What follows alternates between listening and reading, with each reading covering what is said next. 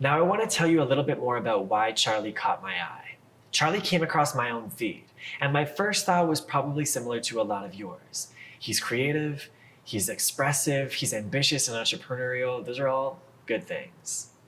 And in the second video, which again was posted on the same profile, he uses the phrase, "you escaped." And to me, that was quite a transparent reference to Andrew Tate. Andrew Tate, if you haven't heard of him, was one of the most dominant figures in what you might call the manosphere, or anti-feminist rhetoric online. To give you a sense of how big he was, at some point when he first rose in popularity, he was Googled more often than Donald Trump, the Queen of England, and Kim Kardashian put together. So he's a dominant force, and he was really popular and still is in some ways with boys and young men. Now, Andrew Tate's focus is profit.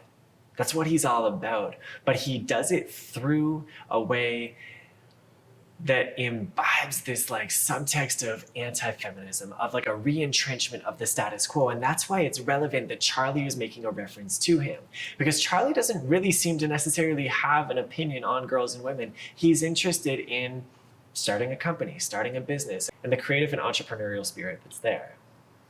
But at the same time, he's adjacent to and he's gravitating towards this like anti-feminist re-entrenchment of the status quo.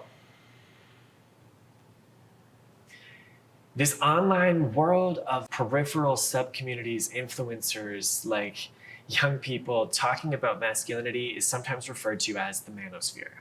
Before I tell you more about it, I want you to discuss together in a breakout conversation, firstly, what comes to mind for you when you think of the manosphere?